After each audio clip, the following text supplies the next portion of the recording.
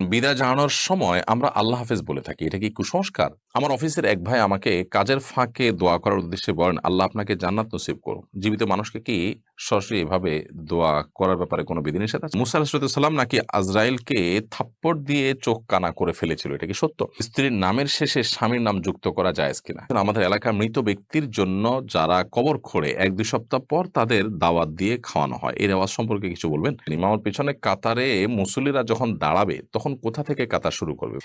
ঈশা জাহান দীপা লিখেছেন, আলহামদুলিল্লাহ আমার ৩ কন্যা। একজন অনেকের খারাপ মন্তব্য এজন্য অনেকের খারাপ মন্তব্য শুনতে হয়। করণীয় কি? ৩ কন্যার বাবা-মা তারা তো সৌভাগ্যবান। নবী সাল্লাল্লাহু আলাইহি ওয়াসাল্লাম তাদের জন্য জান্নাতের জিম্মাদার নিয়েছেন, জান্নাতের ওয়াদা করেছেন। বিধায় কেউ যদি খারাপ কথা বলে এটা তার অজ্ঞানতার কারণে বলে থাকে। বিধায় আপনি এটা এভয়েড করবেন এবং নবী সাল্লাল্লাহু আলাইহি সাল্লামের আপনার জন্য যে ভালো কথা আছে সেগুলো শুনবেন।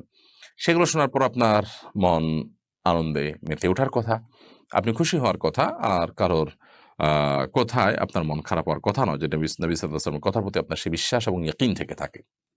এরপরে সৈকত আ আসওয়াত এই আইডি থেকে আপনি লিখেছেন, আমার অফিসের এক ভাই আমাকে কাজের ফাঁকে দোয়া করার উদ্দেশ্যে বলেন, "আল্লাহ আপনাকে জান্নাত নসিব করুন।" জীবিত মানুষকে কি সরাসরি এভাবে দোয়া করার ব্যাপারে কোনো বিধিনিষেধ আছে না? জান্নাত তো জীবিত মৃত যেকোনো ব্যক্তির জন্য কামনা করা যেতে পারে। আমরা নিজেদের জন্য আল্লাহর কাছে জান্নাত চাই। জান্নাত চাইবা তখন ফেরদাউস চাইবা, জান্নাতুল ফেরদাউস চাইবা। এটা সবচেয়ে উঁচু পাপের জান্নাত। সেজন্য জীবিত মানুষ নিজের জন্য যদি জান্নাত চাইতে পারেন, তো আরেকজনের জন্য জান্নাত চাইতে কেন পারবে না? কোনো অসুবিধা নেই। আয়েশা আক্তার জুঁই আপনি লিখেছেন, মুসা আলাইহিস সালাম নাকি আজরাইলকে থাপ্পড় দিয়ে চোখ কানা করে ফেলেছিল। এটা কি সত্য? আ ১ম কথা হলো, যাকে আমরা আজরাইল বলছি তিনি মূলত মালাকুল মউত। মালাকুল মউত মানে হলো মৃত্যুদূত। তো মৃত্যুদূত আ তাকে আপনার আ মালাকুল মউত বলা হয়েছে কোরআনে কারীম এবং সহিহ বুখারীতে বর্ণিত হয়েছে যে মালাকুল মউত যখন মুসা আলাইহিস সালামের জান কবজ করার জন্য এসছেন, তিনি তাকে চড় কষে দিয়েছেন এবং তার একটা চোখ কানা হয়েছে। যদিও আল্লাহ তাআলা পরে সেটা সুস্থ করে দিয়েছেন। মানুষ তো না, কিন্তু তিনি মৃত্যুবরণ করতে চাচ্ছেন না। তো আল্লাহ রাব্বুল আলামিন তখন ফেরেশতাকে মালাকুল মউতকে বললেন, "তুমি যাও।" তিনি আ কতদিন পৃথিবীতে বেঁচে থাকতে চায়, তার হাত রাখতে বলো এর উপরে, যতগুলো চুল তার হাতের নিচে পড়বে, পশম পড়বে, আ এর উপরে আ হাত রাখেন, যতগুলো চুল পড়বে ততগুলো বছর আপনি হায়াত পাবেন। তখন আ মুসা আলাইহিস সালাম বললেন যে, "এরপর?" বললেন যে, "এরপর তো মৃত্যুবরণ করতে হবে।" মুসা আসলাম বলছেন, "তাহলে আর লাভ কি? মানে একসময় যখন মারাই লাগবে, চলেই যেতে হবে, তাহলে আর লাভ কি?" একজন ঈমানদার প্রশংসনীয় বিষয়, ইবাদত করার জন্য দুনিয়াতে বেঁচে থাকার চেষ্টা করা। দুনিয়া ভোগ করার জন্য নবী বা রাসূল বা আল্লাহর কোন প্রিয় বান্দারা থাকতে চান না মূলত। এখানে সেই ব্যাপারটা ঘটেছে। আর আ এরপর তিনি অবশ্য বলেছেন যে, "না, তাহলে আর লাভ কি? তাহলে এখনই চলে যাই।" স্ত্রীর নামের শেষে স্বামীর নাম যুক্ত করা জায়েজ কিনা? স্ত্রীর নামের শেষে স্বামীর নাম যুক্ত করলে গুনাহ হবে না। তবে এটা সুন্নাহর খেলাফ, সুন্নাহর পরিপন্থী অনুত্তম কাজ। আ ছেলে হোক আর মেয়ে হোক, নামের শেষে বাবার নাম, দাদার নাম, বংশের নাম থাকবে। স্বামী-স্ত্রী পরস্পরের নামের অংশকে নামের সাথে জুড়ে দেওয়া, এটা সুন্নাহ নয়। কারণ নাম এটা মানুষের পরিচয়ের ব্যাপার। এর পরিচয় এটা পরিবর্তনশীল না। আজকে স্বামী-স্ত্রীর মধ্যে সম্পর্ক আছে, কালকে সম্পর্ক না থাকলে তখন কি হবে? এজন্য পরিচয় হয় স্থায়ী। সেখানে বাবার নাম, বংশের নামটা থাকবে। কোন মেয়ের নাম যদি হয় আ আ ধরা যাক ফাতেমা এবং তার বংশ যদি হয় পাটোয়ারি, তাহলে ফাতেমা পাটোয়ারি হবে। অথবা তার বাবার নাম যদি হয় আব্দুল্লাহ, তাহলে ফাতেমা বিনতে আব্দুল্লাহ হবে। এভাবে হওয়া উচিত। স্বামীর নাম সাথে থাকাটা অনুত্তম এবং সুন্নাহর খেলাফ। রোকাইয়া আপনি লিখেছেন, আমাদের এলাকার মৃত ব্যক্তির জন্য যারা কবর খোঁড়ে ১-২ সপ্তাহ পর তাদের দাওয়াত দিয়ে খাওয়ানো হয়। এই রেওয়াজ সম্পর্কে কিছু বলবেন? আ মৃত ব্যক্তির জন্য যারা কবর খুঁড়বে এটা তাদের চ্যারিটি হওয়া উচিত, সেবামূলক কাজ হওয়া উচিত, আল্লাহর জন্য হওয়া উচিত। এটা কোনো বিনিময়ে নেওয়া উচিত না।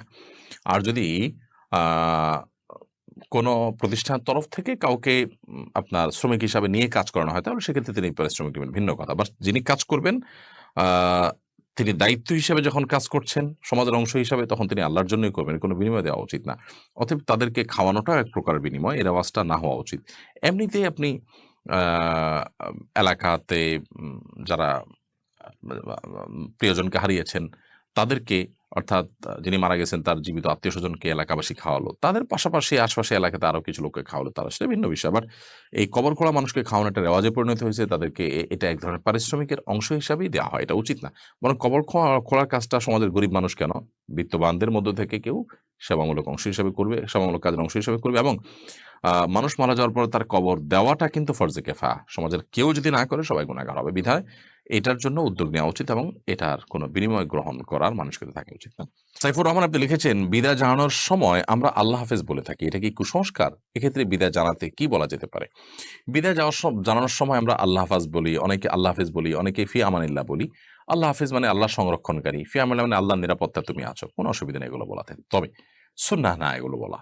এগুলো বলা জায়েজ, জাস্ট এটুকু। এগুলোকে সুন্নাহ মনে করা ভুল। সুন্নাহ হলো কাউকে বিদায়ের সময় আস্তাউদিউল্লাহ বলা। সংক্ষেপে যদি বলতে চান তাহলে শুধু আস্তাউদিউল্লাহ, অর্থাৎ তোমাকে আল্লাহ তাআলার হেফাজতে আমি অর্পণ করলাম।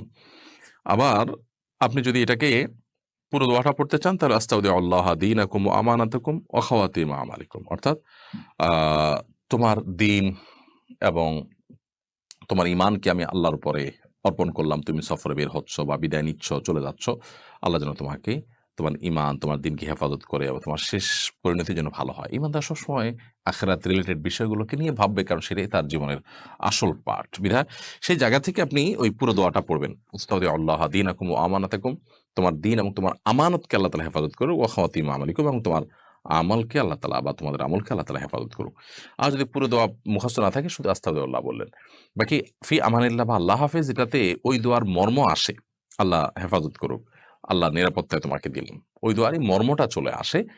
শাহরিয়ার ইমাম আপনি লিখেছেন, ইমামের পেছনে কাতারে মুসল্লিরা যখন দাঁড়াবে তখন কোথা থেকে কাতার শুরু করবে? পিছনের কাতারগুলো দেখি অনেকে ডান পাশ থেকে শুরু করে, বিষয়টি একটু ক্লিয়ার করবেন। ইমামের ঠিক মাঝখান থেকে শুরু করবে। মাঝখান থেকে শুরু করে পিছন থেকে বরাবর ইমামের পিছন থেকে ডানে, এরপর বামে, ডানে এরপর বামে, এভাবে ব্যালেন্স করতে করতে কাতার এগিয়ে নিয়ে যেতে থাকবে। মাসুমা আক্তার শিলা লিখেছেন, ব্যাংক থেকে ঋণ নিয়ে বাড়ি, বাংলাদেশে বাড়ি। নিজ ইচ্ছায় কোনো বস্তু বা আর্থিক সাহায্য করতে চাইলে তা গ্রহণ করা যাবে কিনা, যা কখনো ফেরত দিতে হবে না? আশা করি বিস্তারিত আলোচনা করবেন। যদি আপনাকে কোনো সহযোগিতা করে এবং সেটা নিলে দিনের কোনো ক্ষতি হবে না, আপনার কোনো ক্ষতি হবে না, আপনি নিতে পারেন। এটা অন্য কোনো ধর্মের মানুষ দিলেও জায়েজ আছে।